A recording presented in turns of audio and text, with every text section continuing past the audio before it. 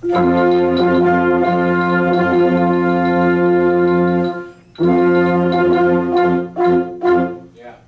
I think when you watch them, you'll see a little difference. Okay, next one. Joey, sit down. Sit down, Joey. Oh, what am I doing? I don't know, Joey, sit down. Sorry.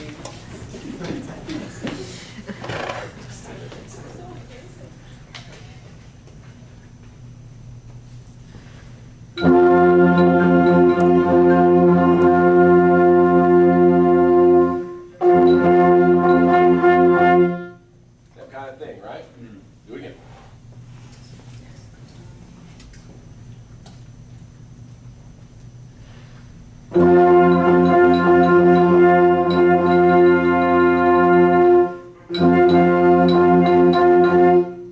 Now, that's interesting. Your first time, when you ended, you stopped up here. Yeah. Did you consciously feel like that's a little awkward? Yeah. Because the second time you did what? Came down to it. Came back down. Now, what's the risk with that? That in my plan. You're going to get a composer. Yeah, you're gonna inspire a composer. So anybody, I agree with Kyle that getting up is awkward because what comes up must come down. So we don't want to just float up here, but we don't want to inspire composition either. So what could we do with that second beat of that fourth bar other than those two choices? Yes, sir. Absolutely. Absolutely. Yeah, just move it to the side. You know, we're gonna end. Yum, bum, bum, bum, bum, bum, yum, bum, bum, bum, bum, bum. And you can even remain below your horizontal plane that way. Because it's a predictive art. We already gave all of beat 2 when we get to that downbeat of beat 2. If we rebound from beat 2, the information we're giving is about what? It's about the next beat, which there is no next beat. Right? So once again.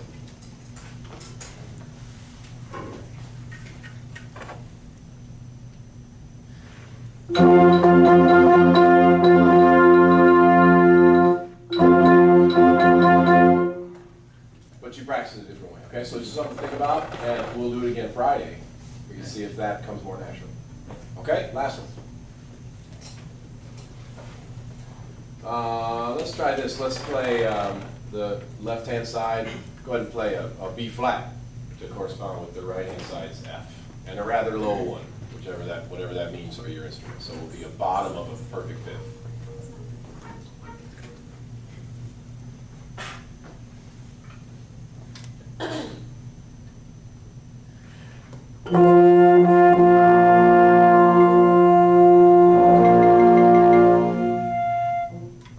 Okay.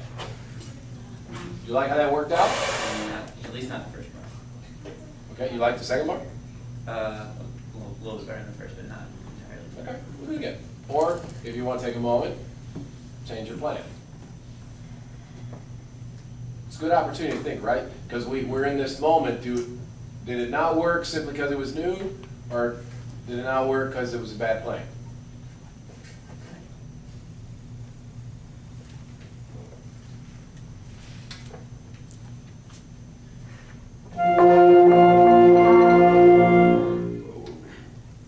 You're doing J, right? Yeah. Yeah, okay.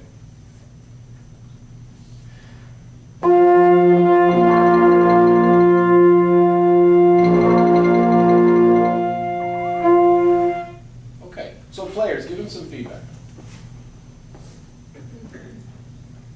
Was that entirely clear? Did you feel like it wasn't entirely clear at a certain place or another? Especially since we're split in half, like seeing your eyes when each entrance comes in might help. I know you're looking at it to make sure that you move correctly, but that I think would help us have more confidence to start. Okay. Okay.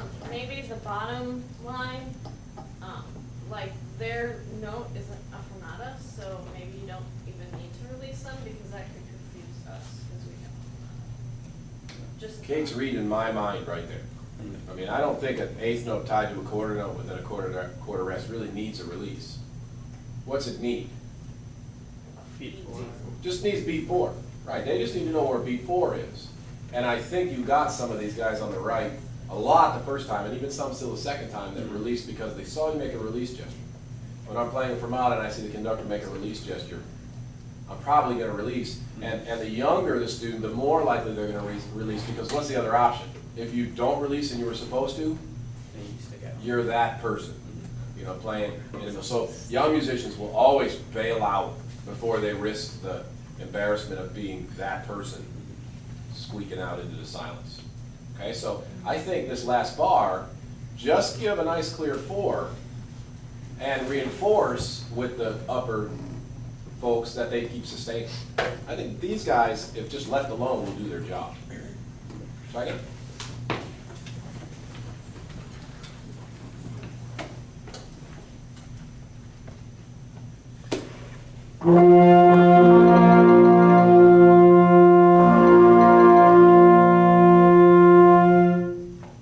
It worked out, okay.